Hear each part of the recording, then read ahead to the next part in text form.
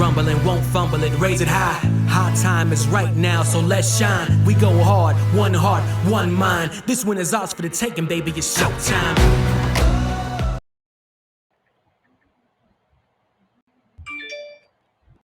Welcome into the Turn Fantasy Golf Podcast. I'm Andrew Petters. I got my friend Joe Nicely here with me tonight. We got all kinds of technical issues, but it's okay. From Tennessee. First and foremost, we'll talk about Kids Play Free. See right above my head a little icon, Kids Play Free. You can scan that QR code, and that will get you to somewhere. Here in the state of Tennessee, we like to do everything we can to make price and availability out of the parents' hands for the kids to get on a golf course, grow junior golf throughout. It's an initiative started by the Tennessee Golf Foundation in partnership with Brandon Snedeker, and most importantly, the guy that puts on his back, Scott Stallings. Kids Play Free, great program. And most importantly, also this podcast is powered by Rotoballer.com. We had Joe Nicely, legend, friend, is lead editor over there at the website. Joe, what do you got going on for golf and other sports? We're right in the middle of the third inning of baseball now. NFL draft is over. I'm sure you're popping on all cylinders right now. Joe Nicely, Rotoballer.com. Tell us what you got. Yeah, man, we're hitting on all cylinders, as you mentioned. Got baseball going right now. Just read an amazing article from Eric Cross, who's a terrific fantasy baseball writer. Top 25 prospects to watch. So we got it all over there, man. We got baseball prospects. We got a post NFL draft content covering all the rookies in the league. Obviously, we got PGA leading into the PGA Championship next week. So we hope you'll check out all of our content for that. You can visit rotoballer.com, get a discount when you sign up for any sport using our promo code TURN. When you sign up, that'll save you a little money, and definitely want to encourage you to do that very soon. Rotoballer.com. That's right, Rotoballer.com, best place in the world for your daily fantasy needs. Let's talk real quick, Joe. We're getting in the heat of good weather here in the South. Pollen is out. It's on everything, including cars and up in sinus cavities across the East Tennessee area. Have you gotten out on the golf course any? Played Saturday afternoon. First time out really this year, I guess. Not too pretty. A lot of rust. Even though I tried to take care of that with a little swing lube, things still didn't work too smooth. But it's nice being out there. Looking forward to playing some more. Hope we can hook up a couple times AP and maybe playing a couple tournaments this year or something. But yeah, man, it's fun. It's fun. I'm getting back out there, and it's a great time of year. Kind of when the major season gets going, you can actually go out and play some golf, see some friends, have a few cold beverages. A lot of fun, man. Looking forward to warm weather here in East Tennessee. Yeah. Check your mic here, Joe. You're coming in and out. Just get closer to it a little bit. So last week, Wells Fargo Championship. Everybody was expecting, probably some of the big dogs to show out. A lot of talk around Rory. A lot of talk Homa, who's one never passed. Jason Days back on all cylinders. Where are we going with these players? And ended up being the Wyndham Clark show, which everybody thought he would play really good the week before. Did not play great, but this past week coming out with a huge victory. And really after, midway through the round on Sunday, it wasn't even really that close. It didn't feel like. I didn't get to watch hardly any on Sunday. I watched some of the early stuff. Golf course looked pretty good over there. What was your thoughts on Wells Fargo, Joe? Pretty underwhelming, man. For such a great field and such a major championship caliber golf course. It's just one of those things, man. A couple times a year we kind of have a snoozer. And it's unfortunate that it happened with such a good field on such a good golf course. But as you mentioned, Wyndham Clark's a guy that's been trending in the right direction, a player that a lot of people have liked over the last several weeks. We saw a lot of good signs. I actually wrote him up in my FanDuel article last week. So there was a lot to like with Wyndham Clark. He's a player that is kind of built for the modern game, extremely long off the tee, an excellent putter, and the difference has been the iron play for him this year. When those irons are firing for him with his, kind of other tools that he has in his bag, he can really make some noise, as we saw last week in a huge event. So, great for Wyndham Clark. It's been a long journey for him. Um, all the talent in the world. So maybe, this is kind of a breakout spot for him, hopefully. But yeah, kind of underwhelming outings from some of the bigger players in the field. We saw Rory struggle. We knew the course history was great. Spencer and I talked about that on the show last week. A lot of people liked Rory, so an underwhelming outing for him after missing the cut at the Masters. So we'll see what he can do going forward. Next week at the PGA Championship will be very interesting to see. And got a guy teeing it up this week in Scotty Scheffler that didn't play last week. He and John Rahm skipped the Wells Fargo. So, that lost a little bit of luster because of those two. And those that follow the NFL AP know what a sandwich game is. That's kind of what we're looking at this week. The AT&T Byron Nelson coming off a big event at the Wells Fargo. Got a huge event, the year's second major championship next week. So this is a classic sandwich game, man. Maybe a look-ahead spot for some players in the field, a breakout opportunity for others. So we'll dive in, man. It's kind of an interesting event. We know kind of what to expect this week. Lots and lots of birdies. That's right. This week, so we'll move right in. AT&T Byron Nelson. Used to be Byron Nelson, Classic Byron Nelson. It's had several different names, but Byron Nelson's name has been on it for since it looks like 1968. His tournament's played several times. Started in 1944, which was Byron Nelson won it. Victory Open. It has been skipped several years throughout time, including COVID year. But it's at the TPC Craig Ranch. It looks like in McKinney, which is northeast of Dallas. A little bit about that golf course. It is Architects Tom Waskoff in 2004. It looks like it's a par 71, 74, 14. Bent grass greens, which is pretty unusual in Texas, right, Joe? I'm just throwing that out without even looking that up. It feels like that's probably unusual in some parts of Texas. Bermuda grass tees, always your fairways. Bermuda rough, nearly 3 inches Bermuda. Where you at on what's your thoughts on the TPC Craig Ranch in McKinney, Texas, Joe? Before we get into the slate. Well, we toss the term Birdie Fest around a lot, AP, and this is kind of the textbook definition of a Birdie Fest golf course. 25 under, 26 under. This golf course held this event for 2 years, and that's been the winning scores. So you got to go super low here, man. There's just no way around it. If you're not making birdies, you're losing ground to the field. Par fives are very scoreable. Golf course is kind of right in front of you. You're hitting driver. You're looking for length. You're looking for guys with good proximity. One of the easier courses on the schedule. So no secrets here. Par five scoring is important. Birdies are better gain. We're looking for guys that are explosive that can go low. Grinding is going to do good this week. So pretty straightforward stuff, man. I'm looking for birdie makers. Looking for guys that can go low. As always. Willing to give some weight to course history. Like to see guys that have played well here before, and maybe find some crossover with those guys coming in with good form. So nothing fancy this week, AP. Just make a bunch of birdies and hope to get to 25 plus under at the end of the week. Yeah,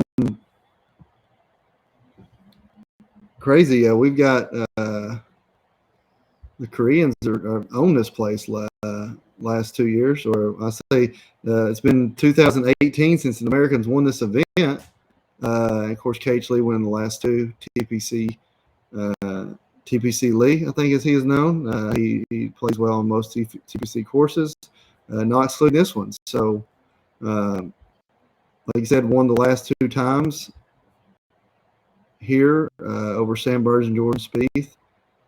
And last year won by 25, 26 under. Steve King won it before. So let's just get right into the slate now, Joe. I got to type my password in here.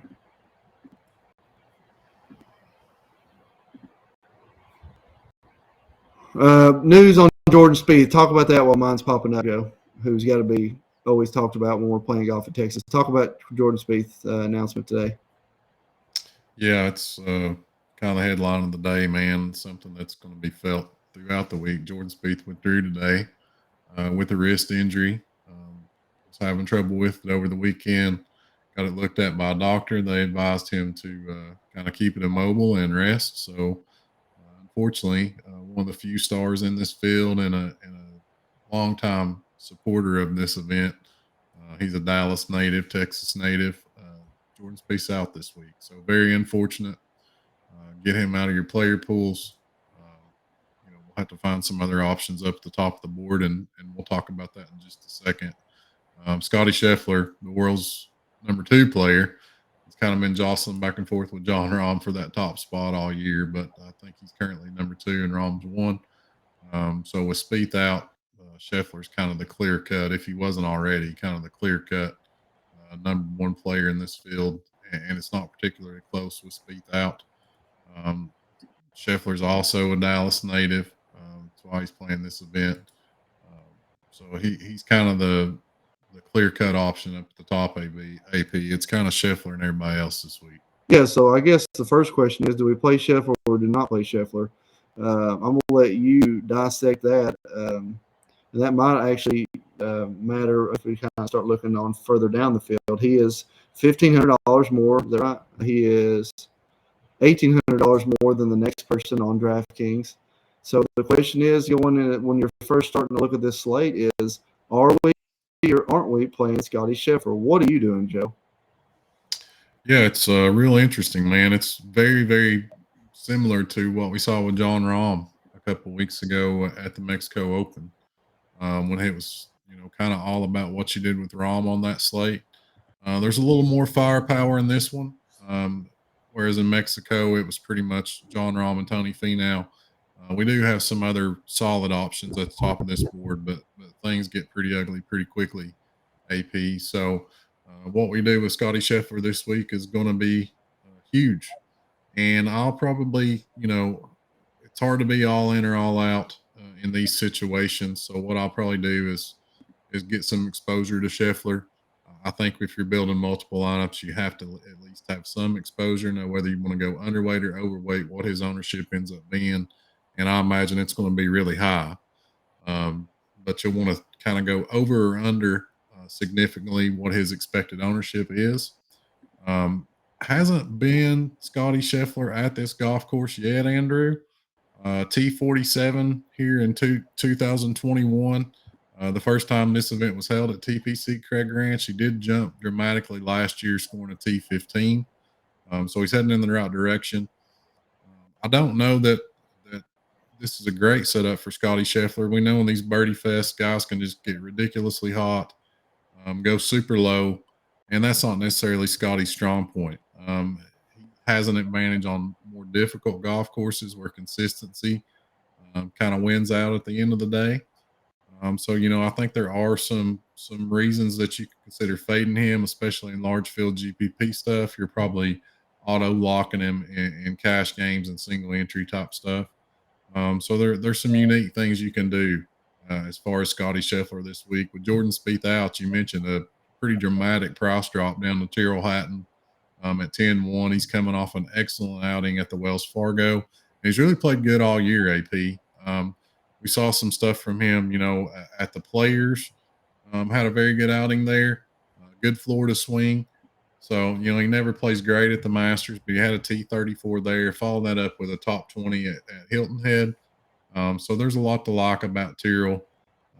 I just don't know if you're going up that high, maybe you can just go on up to Scheffler. And as we're kind of rounding out the top of the board a little bit here, Hideki, there's been some injury concerns with Hideki as well. But you do have to lock him. I like the way this golf course sets up for him, a T3 in this event last year. You got to figure he's kind of prepping, seeing where that injury is as he looks ahead to the PGA Championship next week. We've seen him battle through that over the last several months. So some question marks with Hideki. I do think maybe there's some lingering WD concerns there, but he's a trooper. So there's a lot to like at looking at Hideki and GPPs based on the ownership. Okay, so let's just talk. Hatton, Hideki, Tom Smith, Tom Kim, Jason Day, Cage Lee, Adam Scott, Siwoo Kim. Right? Might not be right. Yeah, Siwoo Kim and Matt Kuchar rounding out the top from 9K and up. It seems pretty high for Matt Kuchar. I don't care what the field is right now. I mean, am I crazy to say that like Jason Day, Cage Lee make the most sense in this field? Is that crazy to say, Joe? No, man. I think it's one of those weeks where all bets are off. We don't like to say this as kind of guys that analyze these golf tournaments, but this is one of those events that feels like anything can happen, man. As we mentioned, big event in the rear view last week, huge event, the year's second major on the horizon next week. You kind of always wonder where guys' mentality, where their heads are. Looking ahead to a major championship. Are they more just kind of tuning up? And then you toss in the fact that this is a wide open golf course where you're talking 25 plus under to win this thing. Guys can go out there and shoot 64, 63, 62. Anytime scores like that are possible, crazy things can happen. I think J Day, a little bit disappointing since the Masters. He's played this event twice. Of course, we feel like he's a different player this year. Missed the cut here in 2021, a T51 last year. So underwhelming outings. Generally we like to lean towards him on tougher golf courses. Maybe next week at the PGA Championship at Oak Hill. KH Lee, obviously, we love the course history. You can't do any better. He's played this event twice at TPC Craig Ranch and won it twice. So there's obviously a lot to like with KH Lee. That course history has been taken into account with his pricing. He's up here at 9,300 where we very rarely see him. So DraftKings has been very aggressive pricing him this week in this field. But in addition to the course history, Andrew had his best ball striking week last week, best iron play week last week, best putting week of the season last week. So he's coming in with some optimism, some positive momentum, in addition to that amazing course history. So I think you can go anywhere up here, man. It's pretty wide open. How I like to handle these things on a slate such as this, I'll let ownership to an extent dictate what I do. I'll find guys that maybe aren't as popular as some others and look to lean on those guys in GPPs. Tom Kim's another interesting play. We've seen him really kind of coming around a little bit after a sluggish start to the year. He's got some course history, T17 in this event last year. So I think you can even look at Tom Kim up here. You mentioned Kuchar. The course history is good, a T12 and a T17 at TPC Craig Ranch. But the form, even though the results haven't been bad, the iron play has been. So a little bit of a red flag with me with Kuchar there, despite the good course history. Yeah, I see. Like I said, glaringly. I mean, if it's going to be a go home or go big or go home week, I'm all in on J Day up here at the top. Siwoo's kind of bit me a few times. Tom, we just don't know. Oh man, there I am. I'm back. I think top of the top right here. Just looking at it, this is so hard because Scheffler at 4-1 is still like plus EV quite a bit, which is crazy to think. So, but like you said, all bets are off, right? So who knows? Let's go down the 8K range. This is a lot more juicy range. I feel like you got Beasenhut, JJ Spawn, Adam Hadwin, Yeager, Wise. Wise. This is first week back. Yeah, So, first week back for Aaron Wise. Yeah. Aaron Wise, Miwoo Lee, excuse me, Tom Hoagie, Ben Montgomery, McNeely, Seamus Power. This is a lot juicier. I feel like we can find several people that we like in this range. We know that this podcast is pretty big on Yeager all around because he's a known winner. Who knows about where Wise at? But I like Yeager, Lee, Montgomery, Power here. Actually, I like a lot of these guys, but I'll dive deep into the more recent form on these guys and probably pick two of those four I just mentioned. Where are you at, Joe, in this range?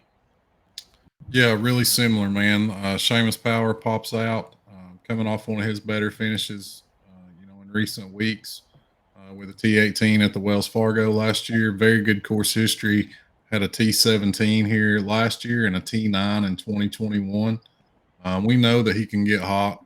He's a streaky player. He can go on binges where he plays really well and logs really high finishes. So I have no doubt about his, even though we maybe haven't seen it in a while, don't have any doubts about his kind of upside in GPP. So I'm really going to consider Seamus seriously this week. You mentioned Steven Yeager. He's a guy that we've known for a long time, AP, because of his Tennessee connections, but he's kind of making a name for himself in bigger PGA DFS circles this year. Playing really good golf, kind of finally finding some success on the PGA Tour after being on the Korn Ferry Tour for a few years. Coming in off a T18 at Mexico, a T27 last week at the Wells. This feels like the type of event where he can excel. Capable of making birdies. Had a T38 here last year, so I really like Steven Yeager. JJ Spawn's a player I'm willing to look at this week. Doesn't get a ton of publicity. Kind of been quiet, but I like the ball striking. I like his upside. So definitely my three in the 8K range: Seamus, Steven Yeager, JJ Spawn. I like JJ. He's a hard player to like. Overall, I feel sometimes he doesn't get real exciting out there, but man, he does hit it good, and if he can get the putter going at all, right? So, pulling my. So 7K range, known as the value range, Joe. Too many players to mention. I'm gonna let you break down this 7K range, which obviously the one at top is popping pretty hard with Davis Riley. But give us what you're thinking about the 7K range. Are you going to live in this area this week, or what are we doing here? Yeah, I mean, I think a lot of it kind of is going to kind of be dictated by what you do up at the top. But I actually don't mind the 7K range this week, AP. I mean, this is a pretty watered down field overall, but there are a lot of quality players, relatively in this 7K range this week. You mentioned Davis Riley absolutely destroyed me last week at the Wells Fargo, but, I'm not going to let that slow me down. He's a very explosive player. He's just going to be a highly volatile option kind of for the foreseeable future until he gets settled in as a pro. Had a T9 in this event last year, so can certainly manage his way around this golf course, make a lot of birdies. But there's also that volatility there, which I don't mind playing Davis Riley and GPPs, kind of going back to the well there. I think you'll see a lot of people on Joe Bramlett there at 7,900. A T7 here in 2021 has been playing pretty good golf as of late. Had a T10 in Mexico, made cut last week at the Wells. So he'll be a popular option. And then I think a couple more guys that we'll see, folks kind of trying to ride the positive momentum with. That's Brandon Wu, a player that also came very close in Mexico. and Dylan Wu. We'll just skip on down kind of to the bottom of the sevens AP at 7,400. I think both the Wu boys, we got a little Ric Flair thing going here. You can play Brandon and Dylan this week on this slate. We always like Will Gordon and Scott Stallings, two of our Tennessee boys. Scott Stallings, very good course history. T3 here in 2021 and top 25 last year. We know how explosive Will Gordon is. So those are some of my favorites up at the top. And as we move down, Michael Kim has been very, very hot, playing very good golf. Good to see him coming around. He's been awesome on Twitter this year, by the way. If you aren't following Michael Kim, go do that right now. Some other guys at the bottom as we kind of move on down. Davis Thompson's just a talented young player with upside. Same can be said of Robbie Shelton. A vet that I'll be looking at, a couple vets there at 7,100, Ryan Palmer and Jimmy Walker. You don't always want to play these type of guys, these vets. I know you like them a little more than I do, AP. But I'm willing to give them a look this week. Jimmy Walker's been playing well. We saw him pop at Hilton Head. He's kind of hanging in there. And Ryan Palmer, he's a Texan, T5 in this event last year. First time we've seen him do much of anything last week. So those are two vets that I'm willing to look at there towards the bottom of the 7K range. Is there anybody popping for you, man, that you're just circling with the green marker this week, AP? No, that's why I was looking at some guys there in deep into the sevens, and I was trying to talk myself into playing EVR. Can't do it. Smotherman's a birdie maker, but he fizzled out after taking the first round lead at the Mexico. Finished T5 after shooting 8 under the first day. So hasn't played well. Missed the cut at Wells Fargo. EVR missed the cut at Wells Fargo. Really, after you get down to like 7,200, I kind of start. I know you mentioned some vets there, but I'm kind of fizzling out pretty quickly as we move down the line, and it's hard for me to pull the trigger on any of these guys going down through here, especially with how much unknown. I definitely think if you can have more of a balanced lineup this week with some guys that hit the ball pretty well, with some good, decent par 5 scoring, with some decent course history, that's probably going to be a successful strategy this week. Unless you're wanting to maybe shorten what you're doing for the week and just kind of go all in. And kind of what you said, lean on where we think ownership's going to be, because we don't actually ever know. And go from there. I would say that kind of my draw line number actually is around 7,300 at Adam Shank. That's kind of my line drawer. I don't really like anybody down here in the sixes at all. I know your Cootie guy down here that you talk about week in, week out's playing. We usually like Aaron Badley some on easy golf courses. So I feel like maybe you sprinkle him in. But, he makes a ton of cuts, but that's basically it, right, with him. So where at all, Justin Lauer, we going there, Joe? Down to 6,700. Do you have somewhere down here in the sixes that you're willing to throw a dart out there that makes sense? Yeah, it's one of those events, man. If you spend a lot of time trying to find the perfect play, perfect player this week, you're going to walk away from your research pretty frustrated. It's one of those weeks where we're going to have to kind of accept these guys' flaws and all. I mentioned a couple of vets I like at the bottom of the sevens, and Ryan Palmer and Jimmy Walker. But as we move on down, you mentioned a couple guys, Pearson Cootie. He's a young player that I keep going to. He's letting me down so far, honestly, but I'm just going to keep riding him. I think that's what you got to do with these young guys. They're going to pop eventually. He's played extremely well on the Corn Ferry Tour. Just hasn't been able to translate that yet. We've seen it in bits and pieces, kind of rounds here and there. But I am intrigued this week, especially. He's an Oklahoma State guy. I'm intrigued by what he can do in this Texas event. So I'll have some Pearson Cootie, even though that's not been working for me. Chad Ramey pops for me at 6,800. coming off a T35. We've seen him play really well, and we've seen him play really horrible, if we're being honest, AP. So things seem to be kind of black and white with Chad Ramey. But I feel like in this field at 6,800, I'm willing to kind of take that risk in GPPs. So I'll have a little exposure.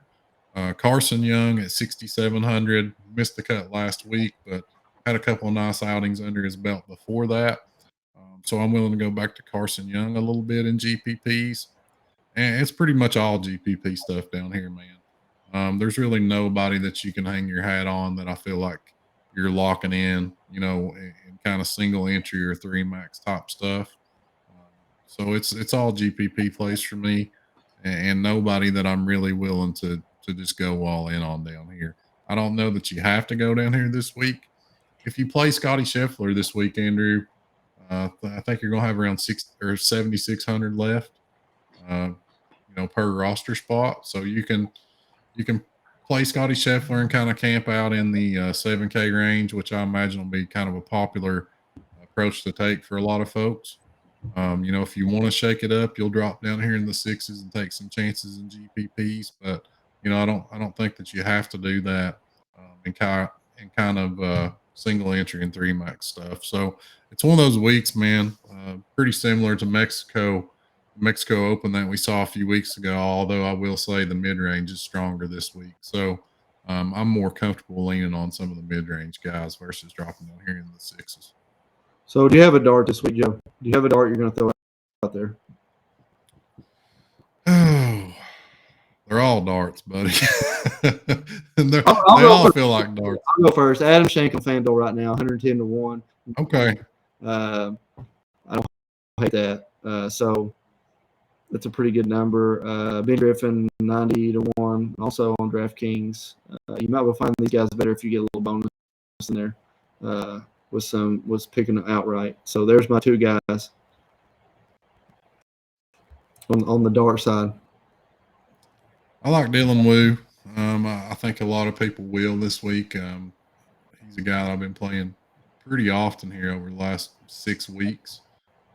To some good results. Just a solid all around game.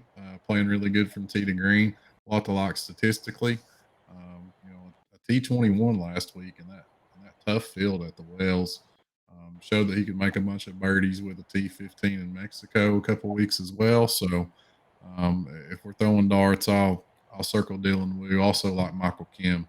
I think a lot of people will find their way to both of those guys. I imagine this week. All right, so What about your heart, man? Who you thinking? Scotty Scheffler bust this week, or you looking at another option for your heart play?